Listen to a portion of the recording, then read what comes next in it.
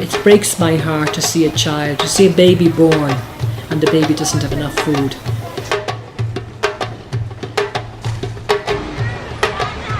What motivates me is that those children are children of God just as I am, just as you are, and those children are born with the same rights we have to our basic needs.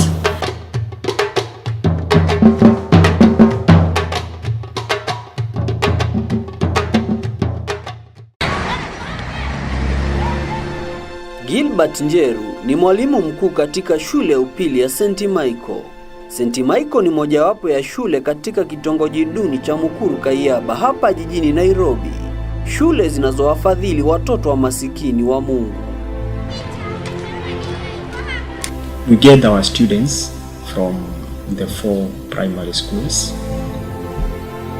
We do our best to make sure that our students behave to the expectation, and I believe that's why they are able to perform how they are performing. My name is Mary Adhiambo from St. Michael Secondary School. I'm in Form 3 and I'm one of the beneficiaries of St. Michael's of Sister Mary's department. Mwaka 1976 alifunga safari toka Ulaya hadi hapa nchini mwanamke huyu. Leo ni miaka 40. Ujana umemtoka na uzee unamlimbatia mtawa huyu toka Ireland. My name is Mary Colleen and I'm a Sister of Mercy, and I'm here in Mukuru Promotion Centre. This is a charitable organisation for the people of Mukuru slums. And here we sponsor 4 primary schools with early childhood education, 1 secondary school, a vocational training, and a lot of social work. Mtawa Mary alizaliwa na kulelewa Dublin nchini Ireland. Mtazamo wake wa maisha zamani hizo ulikuwa tofauti kabisa na maisha anayoyaishi hii leo, maisha ya utawa, maisha ya kuwasaidia masikini wa Mungu. Now myself, I'm from Dublin, Ireland. I grew up in a family of 8 children and I was the first girl. I was trained as a teacher, but before I was trained as a teacher, I worked in the Irish Civil Service. Kabla ya kuwa mtawa, Mary aliazimia kuolewa, lakini moyo wake wa dhahabu simruhusu. When I was 16, I wanted to get married. And a neighbouring farmer where my father came from, in my father's home place, he fell in love with me, wanted to marry me, and I wanted to marry him. But I wrote to my parents to say this farmer wanted to marry me, so I would stay in the countryside. But my mother got a big shock, because my father was 15 years older than my mother, and this man was 20 years older than me.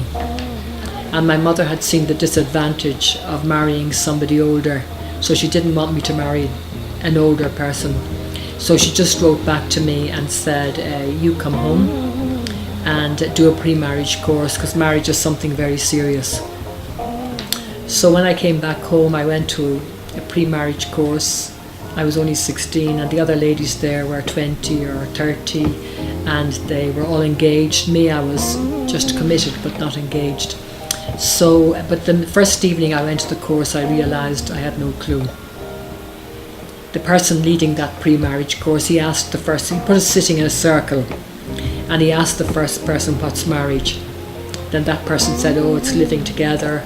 Then he asked the other person to continue. and the next person to continue. Someone said sharing your money, then another one said it's sharing your bed, another one would say it's having children. So they kept on adding. The more they added, the more I saw I'm only an idiot, I'm just too young, I'm only a child.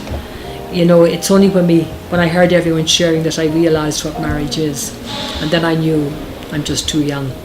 So I wrote back to the fellow. In those days there were very few telephones in the countryside, so I wrote back and said, look, I'm just too young, let me continue at school. So I went back to school, and then after school I went to training college, and when I went to training college I was still communicating with that man.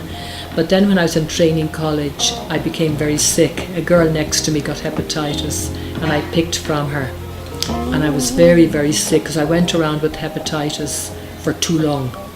I had a pain in my stomach, I was getting sick, but I didn't realise it's something serious.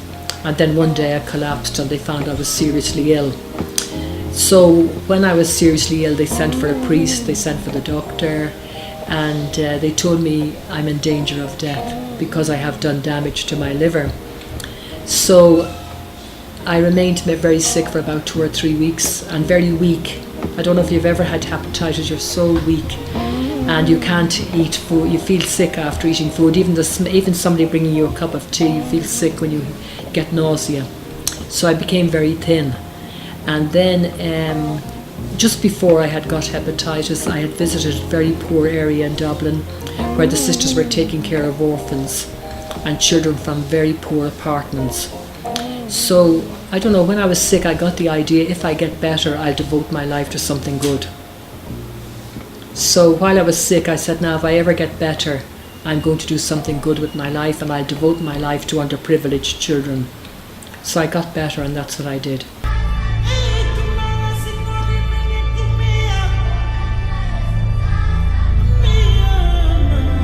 But now looking at where they come from, most of the time they don't have time for studies. In fact, sometimes we are forced to host them as from early as 6, because while at home they don't have a place to study. Shule hizi katika kituo hichi cha Mukuru Promotional Center na nyinginezo katika kitongoji hichi duni cha Mukuru Kayaba zilianzishwa na Mtawa Mary. Lakini mbona iwe hapa katika kitongoji hichi duni? In 1976 I came to Kenya, and at first they appointed me to Our Lady of Mercy Primary School in South Bay. But while I was there, I was living in Mater and walking to Our Lady of Mercy, and at that time there were hundreds of children on the streets. And I felt very badly. I said, why am I walking to Our Lady of Mercy? I'm passing all of these children. So when I started talking to the children, I found out they were from Mukuru. I didn't know what Mukuru was. So the children brought me to Kayaba, and I was shocked when I saw the conditions and when I saw hundreds of children out of school. So then their parents started coming in groups. When they saw I was a bit interested, they started coming in groups of 50, begging me to do something about their children, that they're out of school, they're becoming street children, they're getting into crime. So then I went to my superiors.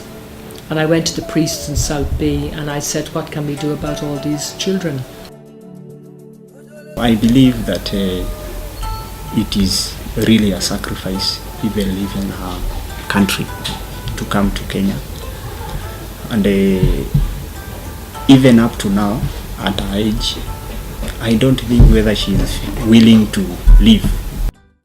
Licha ya kuwa msaada mkubwa katika sekta ya elimu hapa nchini, mtawa huyu amejitolea kusaidia katika kila sehemu ya maisha, iwe kwa maradhi ama kwa njaa.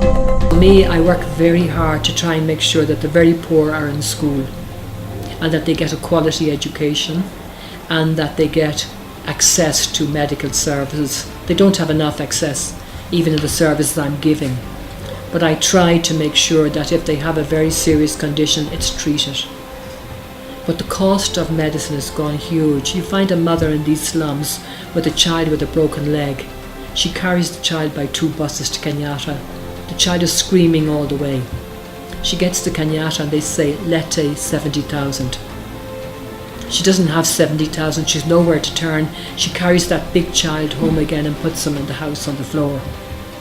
And the child is lying there with his limbs wasting. So I hate, so I try to have social workers in the schools to make sure that all the children who are lame and the children with broken legs, that they're treated. And we try to look for sponsors to sponsor their treatment, and that all the children who are dumb, that they're treated. The children who are blind, the children who are disabled, I have a special small project for them. So you try to give everybody their basic rights. Fauka ya haya yote anayofanya ili kusaidia, changamoto anazokumbana nazo zinafisha moyo. And then it's shocking at the moment. I think it's in the thousands the number of schools whose land has been stolen. Now we have two big land problems here. Our land in St. Catherine's, the football pitch was stolen during the time of Moyo. We're still trying to get it back. We've been promised 20 times by different officials that it's coming back to the school, but they've never given us a title. And Lunga Lunga, another school, was flooded because people put soil into the river, moved the river over, and then they put soil into a big drainage and moved the drainage into the school. So the school is flooded from two sides. And again, it's the leaders that are doing it, not all leaders who are supposed to be there for the people. They're the people who are doing this for personal gain. So this is something very disappointing. Kulingana na Mtawa Mary, Kenya ni nchi tajiri mno. Je, tatizo basi liko wapi? And in Kenya, it's such a rich country, there should be no problem. Actually, you know, Kenya's maybe 100 times more rich than Ireland, where I came from. But in Ireland, we didn't have, when I was growing up, we didn't have very rich people. Everybody was more or less the same, some a bit poor, some a bit rich, but none of these very big millionaires, and no big cars. When I came to Kenya, I got a big shock when I saw all the big flashy cars and people with so much money to throw. And I had never seen that before. And the wastage, very big wastage in schools everywhere, and people looking for extra money from children for so many exams. So I feel this is wrong. How can we change the society? How can we try and get people to economize and use what you need and give your extra to people who don't have, so that we try to have we give everybody their rights. At the moment, this project costs 70 million just to run the basics, because we pay 9 million for teachers in primary school and subordinate staff because the government doesn't give enough staff. So overall, it costs us 70 million in a year. So I have all these shortages. At the moment in the bank, I may have 30 million. So you can find some Kenyans, they think, oh, Sister Mary has so much money, how will I get my hands on that money? But they don't realise you have to have 70 million to run the project, to pay all the salaries, to pay the activities. Yeah, first of all, I say thank you to MPC because I'm one of the sponsored students. Yani I don't pay anything, school fees, everything is for free. So when you go out of this world, you can only carry your good name and the good you've done with you. You can't carry your riches. La kuomba sina, ila kusema kutoa ni moyo na usambe ni utajiri. Haya ni makala ya Moyo wa Dhahabu. Na mimi ni David Madheri.